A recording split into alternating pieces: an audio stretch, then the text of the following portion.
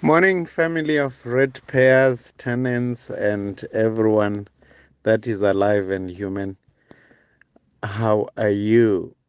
I am MaAfrika. I am an African. I'm a child of this earth. That makes me your brother. And now I look at this issue of what is to be done for us to fix our country. And I'm always thinking and reading and seeing that our conversations most of the time tend to be about identifying what is wrong, who is wrong, where is the corruption, and all that. And each time I read that and view that, I feel very depressed and demoralized, and it leaves me thinking that nothing can be done. It's so bad. We all should just wait and die.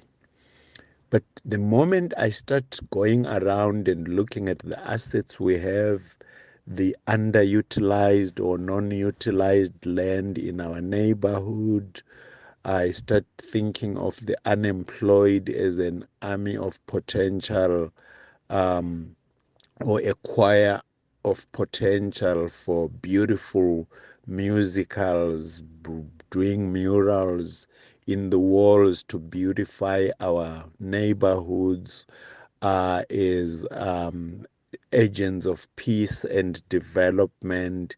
And I start seeing massive potential. And I start thinking around what is it that we can do to change the narrative from a gloomy one to a sunshine narrative? What is it that I can contribute in my own neighborhood with my neighbor, joining hands together?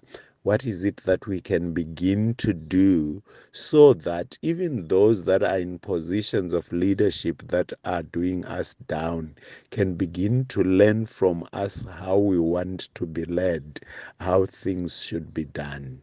I think if we change the narrative that way and begin to look at the open spaces, create beautiful parks, bring and share food, create share cultures, bring musical afternoons, Saturday afternoons or Sunday in the picnic, where the maids and the bosses, the garden boys and the boss ladies all come dress up, share our stories, share our you find that when we share our stories, our interests are the same, our fears are the same, and we begin to conquer those fears. We begin to um, do something about it, grow vegetables, cook together, eat together, build together. We can secure our neighborhoods. We can start to have neighborhoods of peace, neighborhoods of tranquility, sustainable, peaceful neighborhoods, clean neighborhoods, because everyone feels part of that neighborhood. We all feel appreciated. We all realize that we can contribute something meaningful, because of at the bottom of it, we are all in the process and the pursuit of happiness, pursuit of meaning. We like to be appreciated. We like the good morning, thank you. All those very small things that make a massive difference. I see, you look into different yards, you find that there's a pile here of things that are no longer used and that may never be used in that space. But in another neighborhood, someone else that might actually mean a whole difference for another person. If we start to create communities of sharing, communities of love, community of share driven by compassion, we can build trust.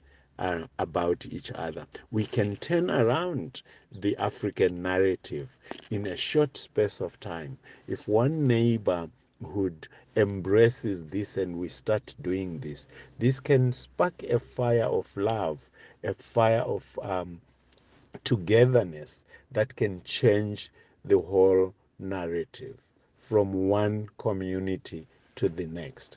And our leaders will begin to realize that we don't need food parcels, we don't need leaders, we don't need people who go there in our name but do nothing in our name, because we have started doing it ourselves. We do not need political parties. We need leaders. We do not need to have more votes. We need to have more action. So this is my rallying call to a conversation around what can I do. So if each one of us starts thinking around what is it in my power to do that I can do to change the narrative, we can look back a few moments later and say, that world where we were, which is negative and terminal, I'm not going back there because it's dark, it's stressful, it builds fear, it breeds anger. But there is a world that is positive and germinal, where everything is new, is fresh, and even we can start to feel lighter and to live lighter. Very good morning to you, Bahlali. Very good morning to each and one of you. God bless you in whatever you do, but think and ponder upon these words. Try and listen again to this voice note. Share it with your friends and family. Let's start to have community conversations and neighborhoods that are positive, that realize that the power, we have given so much power to leaders in politics, in office, but we have power inside, the power within, the power in our hearts. Thank you very much. God bless you.